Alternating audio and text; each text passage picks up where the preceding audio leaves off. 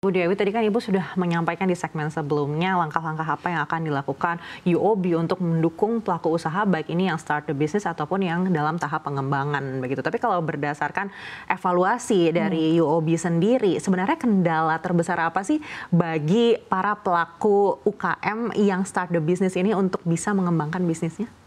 Ya, mungkin yang paling umum ya yang kita lihat selama ini adalah akses kepada financing, ya kan? Jadi sebenarnya di UOB ini kita mulai dari yang paling mudah, financing itu ada macam-macam. Yang paling mudah adalah back to back gitu ya. Kita udah punya tabungan, kita ingin menjadikan sebagai pledge, sebagai jaminan. Ini biasanya untuk mereka yang belum mempunyai credit history ya, Anneke. Atau bisa juga tabungan maupun properti dijadikan jaminan juga bisa. Kalau sudah lebih advance, itu ada namanya trade financing. Nah, ini salah satu kekuatan UOB karena kita punya ekosistem yang namanya Financial Supply Chain Management, ya, di mana kita bisa memberikan financing tanpa agunan kalau memang suppliernya kenal dan berbanking dengan kita, dan nilai LTV-nya, loan to value-nya itu bisa sampai 3 kali lipat.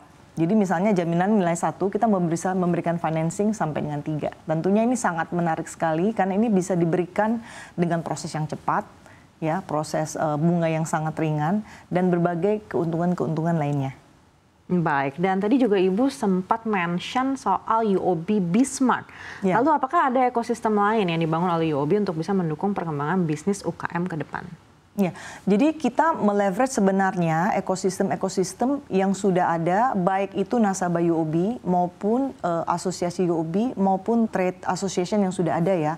Salah satunya mungkin yang kita kerjakan sekarang adalah untuk pengusaha-pengusaha plastik yang dimana suppliernya itu sudah menjadi nasabah UOB. Nah, ini kan customer daripada supplier plastik ini macam-macam ya, mulai dari toko plastik, ada mungkin pembuat botol dan lain-lain. Ini mungkin akan sangat terbantu kalau financingnya bisa lebih dari 15 hari misalnya. Nah, di sini UOB masuk dan memberikan financing kepada customer-customer daripada pengusaha biji plastik ini ya. Jadi bisa lebih daripada 15 hari dan tidak harus menggunakan modal sendiri, Anneke. Jadi ini sesuatu yang sangat menarik karena merupakan customer daripada existing nasabahnya UOB, itu proses dokumentasinya, proses underwriting-nya, dan pricing-nya bisa sangat-sangat kompetitif. Baik, menarik sekali memang programnya. Tadi kita sudah membahas yang start the business, yang masuk tahap pengembangan bisnis, lalu bagaimana untuk skala yang lebih besar, scale up business, upaya apa yang bisa dilakukan UOB untuk pelaku usaha yang seperti itu? Ya, jadi produk kita yang terutama di samping trade financing adalah cash management. Karena biasanya kalau udah cukup besar ya, transaksinya udah bukan ratusan lagi, mungkin udah ribuan dan belasan ribu ya. Nah, ini kita punya cash management dari transaction banking yang sangat-sangat menarik dengan berbagai opsi. Opsi yang paling sering dipergunakan adalah satu melalui host to host, di mana transaksinya bukan dilakukan satu persatu lagi ya, Anneke, karena kalau mungkin masih kecil satu persatu masih bisa dilakukan, tapi kalau transaksinya udah puluhan ribu itu lebih bagus dilakukan host to host dari company-nya dengan bank. Jadi itu bisa batch run dan sekaligus bisa dilakukan ribuan transaksi at the same time. Ini lebih efektif, efisiensi dan juga meminimize human error gitu ya. Kemudian opsi yang kedua adalah pakai API. API ini juga banyak opsi yang dipakai oleh customer kita karena ini cepat dan hemat waktu. Baik, apakah cash management ini menurut evaluasi dari UOB menjadi masalah terbesar juga untuk pelaku usaha di dalam skala ini?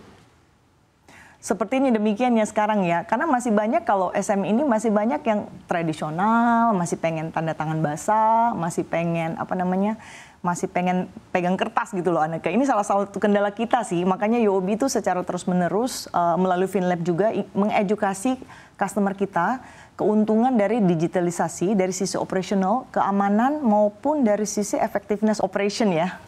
Baik, apakah memang tantangannya cukup besar untuk melakukan edukasi ke para pelaku usaha untuk bisa mendigitalisasi bisnisnya? Ya, ini salah satu tantangan terbesar kita. Satu karena masalah security ya, kita sering mendengar ada lapse dari security, which is ini kita selalu mengedukasi customer karena di UOB salah satu sistem yang kita pakai itu namanya UOB Infinity ya. Kita punya dual, bisa dengan token physical, bisa juga dengan digital token.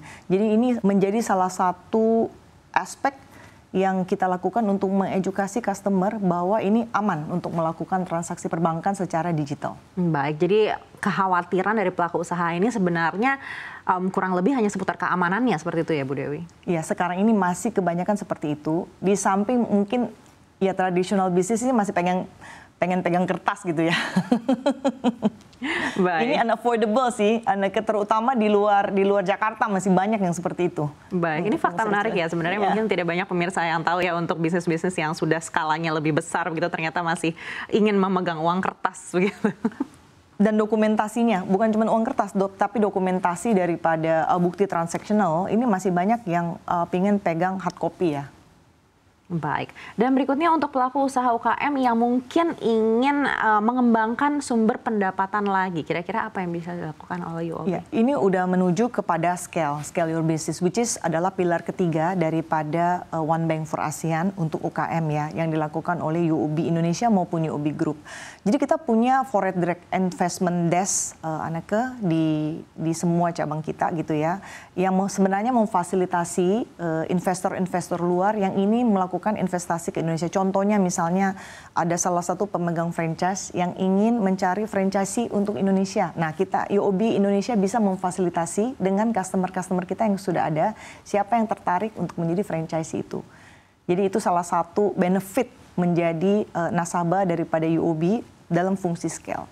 Salah satu lagi yang kita lakukan secara reguler setiap tahun, kita memfasilitasi Economic Forum ASEAN, di mana kita mengundang nasabah-nasabah UOB yang ada di berbagai mancanegara, terutama ASEAN dan dari Greater China, untuk datang ke Indonesia, dan kita memfasilitasi networking dengan nasabah-nasabah kita yang ada di Indonesia. Baik, kita harapkan akan semakin berkembang usaha dari UOB untuk memajukan UKM. Sekali lagi terima kasih Head of Business Banking UOB Indonesia, Dewi Tuege, sudah bersama kami kali ini di Money Talks. Terima kasih.